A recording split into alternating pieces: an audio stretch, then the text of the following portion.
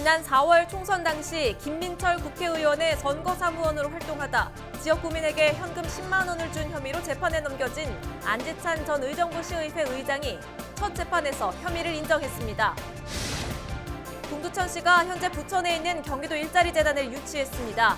특히 유치 과정에 최용덕 동두천시장이 직접 PT에 나서면서 의미를 더했습니다.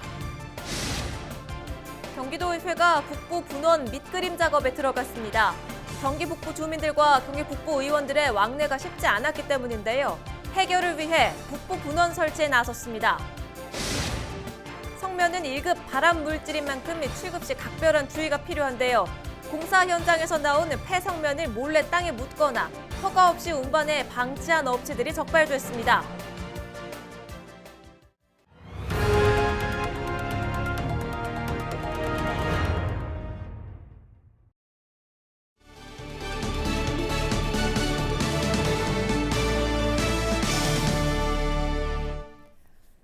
여러분 안녕하십니까? 헬로티비 뉴스 나라입니다. 첫 소식입니다.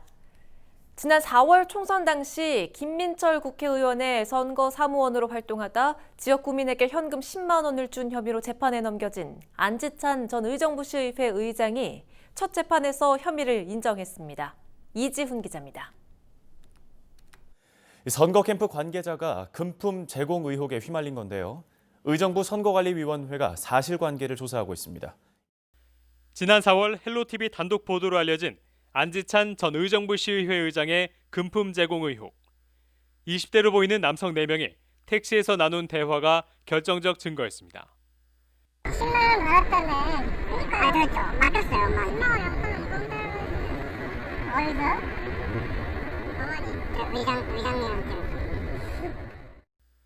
택시기사는 이 블랙박스 영상을 제보했고 의정부 선거관리위원회가 조사에 들어갔습니다.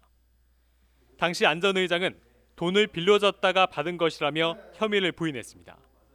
딱 잘 아는 사람인데 거기 사무실에 있길래 이렇게 보고 나오는데 애들이 있어가지고 애들 어디 간다랬고 가는데 차비가 없다 해서 빌려줬다고 받았어요. 하지만 지난 23일 열린 첫 재판에서 안 전 의장은 모든 혐의를 인정했습니다.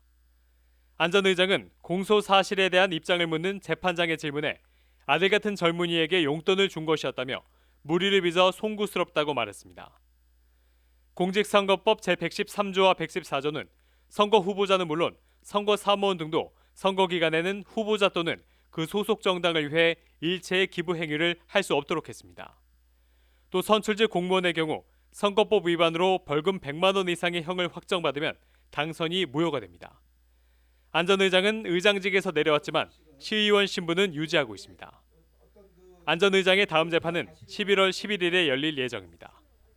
헬로티비 뉴스 이지훈입니다. 의정부 백병원과 관련된 코로나19 확진자가 3명으로 늘었습니다. 양주에 사는 A씨는 의정부 백병원에서 최초 확진된 간호조무사의 접촉자로 분류돼 진단 검사를 받은 결과 24일 최종 양성 판정을 받았습니다. A씨는 첫 번째 진단 검사에서는 음성이 나왔지만 이틀 뒤 발열과 인후통 등의 증상이 나타나 2차 검사를 받고 코로나19 확진자가 됐습니다. 이로써 의정부 백병원 관련 코로나19 확진자는 이 병원에서 일하던 간호조무사와 간호사를 포함해 총 3명으로 늘었습니다. 의정부 백병원은 코로나19 확진자 발생 후 병원 환자와 의료진 300여 명에 대한 진단 검사를 한 결과 모두 음성 판정을 받았다고 밝혔습니다.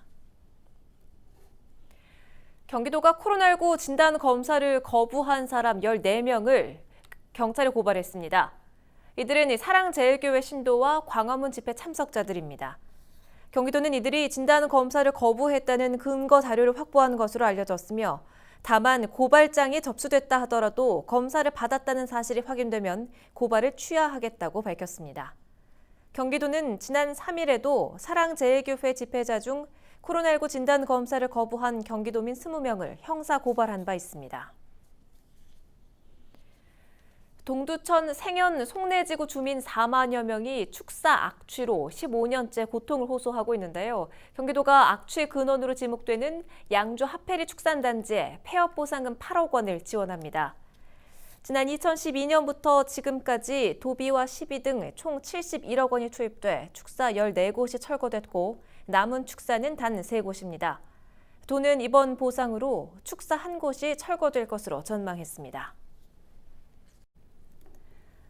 동두천시가 현재 부천에 있는 경기도 일자리 재단에 유치했습니다. 경기도 일자리 재단은 동두천시가 가장 눈독을 들인 기관이었는데요.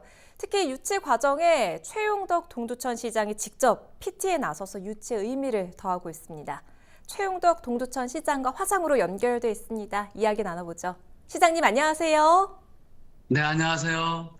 반갑습니다. 먼저 축하부터 좀 전해드리겠습니다. 경기도 일자리재단 유치에 성공을 하셨는데 소감 한 말씀 해주시지요. 네, 일자리재단이 동두천으로 확정됐다는 소식에 정말 기쁨을 감출 수가 없습니다. 우리 일자리재단이 동두천에 오게 된 것은 제 혼자 힘이 아니라 온 시민이 서명운동을 해줬고 모든 사회단체가 일자리재단 동두천 유치 염원을 담은 플랜카드를 붙였습니다. 또 마침 명절 전에 이것이 확정됐다고 하니 동두천에 가장 큰 선물을 받은 것이 아닌가 생각합니다. 이렇게 해주신 경기도 이재명 지사님과 일자리재단 관계자분께 정말 감사 인사를 올립니다. 정말 좋은 명절을 맞이할 것 같습니다. 모두가 함께 힘을 모은 덕분이다 이렇게 겸손한 말씀해 주셨는데요. 경기도 일자리재단은 총 6개 지자체가 경쟁을 벌였죠. 지난 21일에 PT 심사가 있었는데 동두천 시만 유일하게 지자체장이 직접 PT에 나섰습니다. 최 시장님이 직접 나선 게 효과가 있었으리라 보십니까? 제가 동두천에 어렵고 힘든 간절함을 표현하기 위해서 제가 직접 갔습니다. 아마 그것도 조금은 작용되지 않을까 생각합니다. 우리가 경기도에서 공공시설을 이전한다는 것은 균형 발전의 목적이 있다고 생각합니다. 그러니까 동두천시는 재정도 약하고 뭐든지 약하기 때문에 이런 것이 오는 것이 균형 발전이 아니나 이렇게 제가 호소를 했습니다. 그래가지고 심사위원 또한 우리 경기지사님의 감동해 주지 않았나 이렇게 생각합니다. 네, 지금 말씀해 주신 간절한 호소 외에도 또 어떤 승리의 요인이 있었을지 궁금한데요. 동두천시가 다른 5개 지자체를 이길 수 있었던 이유 뭘까요? 네, 동두천시가 지도를 본다면 경기 북부의 가장 중심지에 있습니다. 이 동두천시를 중심으로 파주 산업단지, 연천 산업단지, 양주 산업단지, 동두천 국가산단의 가장 중심지에 있어요. 일자리 재단이 이 여기에서 일을 한다면 이런 산단의 역할을 크게 할 수 있는 그런 부가가치도 있습니다. 그렇기 때문에 지리적 여건에서도 아마 우리가 다른 도시에 비해서 좀 우월하지 않았을까 이렇게 생각합니다. 네. 지금 말씀해 주신 것처럼 지리적인 장점이 있는 이 동두천시.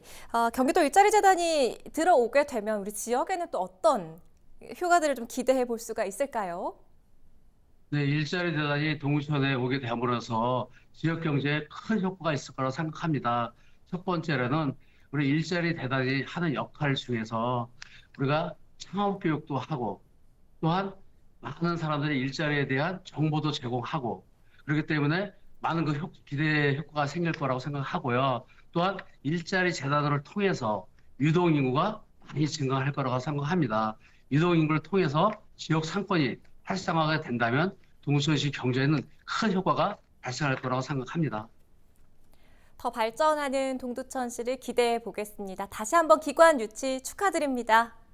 네, 오늘 감사합니다. 말씀 잘 들었습니다. 네, 감사합니다. 최용덕 동두천시장과 이야기 나눠봤습니다.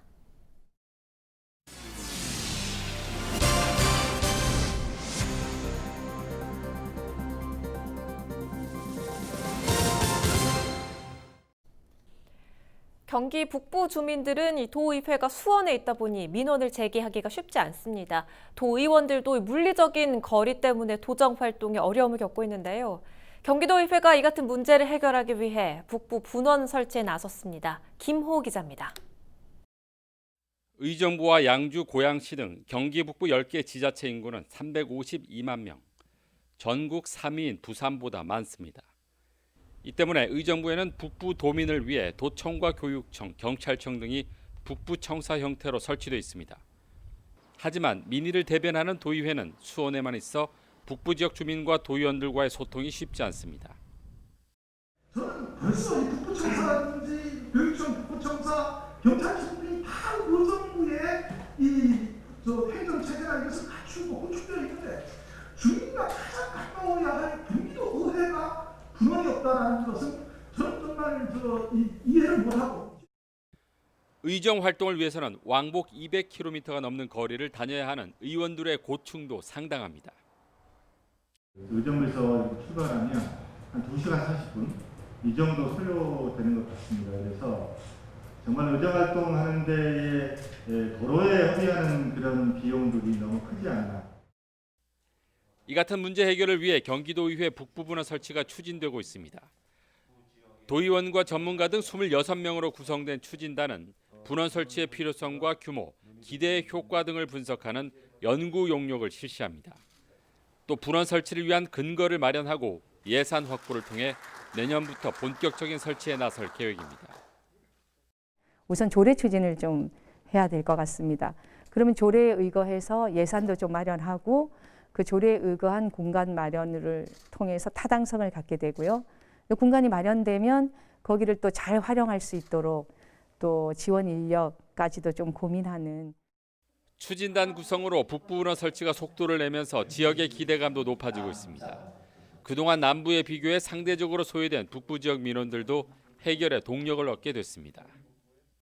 이번에 그 경기 북부 분원이 설치하게 되면은 우리 그동안에 그 도로에 소비되었던 그 시간을 우리 도민들의 삶의 질을 위한 그런 의전 활동에 할 수 있기 때문에 도민들에게 큰 도움이 될 수 있을 거라 생각하고 있습니다. 경기 남부와 북부의 불균형 발전으로 상대적 박탈감을 받아온 경기 북부 주민들.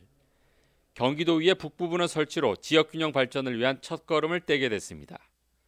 헬로티비 뉴스 김호입니다. 성면은 1급 발암 물질인 만큼 취급 시 각별한 주의가 필요한데요.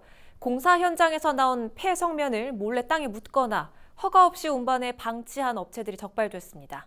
김초롱 기자가 보도합니다. 포천시의 한 사업장입니다. 사업장 한쪽에는 성면이 가득 쌓여 있습니다. 모두 공사장에서 나온 폐성면인데 허가 없이 이곳으로 운반됐습니다. 바람에 흩날리지 않도록 성면을 잘 포장해야 하지만 대충 자루에 담아놓은 모습입니다. 급하게 거기가 다 정리하다 보니까 그래서 그렇게 한 거죠. 이게 배출 처리 해가지고 못해도 2톤, 3톤 정도는 될 것 같은데.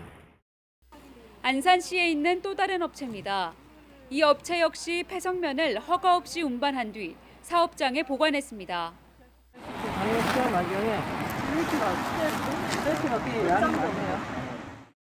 폐성면 40kg을 불법으로 매립한 업체도 있습니다.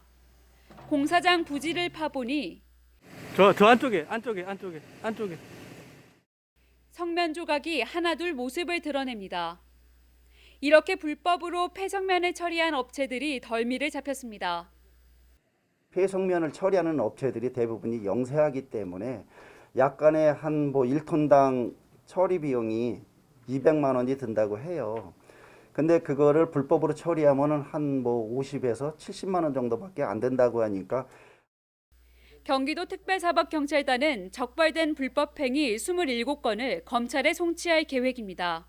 폐성면 불법 매립 시 7년 이하의 징역 또는 7천만 원 이하의 벌금형에, 무허가 폐기물 수집 운반 시 5년 이하의 징역 또는 5천만 원 이하 벌금형에 처합니다. 헬로티비 뉴스 김초롱입니다. 양주시의회는 23일 열린 양주희망교육포럼에서 동서간 교육 불균형 해소를 위한 제한적 공동학구제 도입을 촉구했습니다. 제한적 공동학구제는 주소 이전 없이 규모가 큰 학교에서 작은 학교로 전학이 가능하도록 한 제도입니다. 시의회는 농촌 지역인 서부의 경우 학급당 학생 수가 적은 반면 옥정과 고읍 등 신도시가 밀집한 동부의 경우 과밀 학급으로 어려움을 겪고 있다며 해당 제도를 도입해 동부와 서부 간 교육 서비스 불균형을 해결할 수 있을 것으로 내다봤습니다. 이상으로 헬로티비 나란 뉴스를 모두 마칩니다. 저희는 언제나 지역 주민 여러분과 함께하겠습니다. 지금까지 시청해주신 여러분 고맙습니다.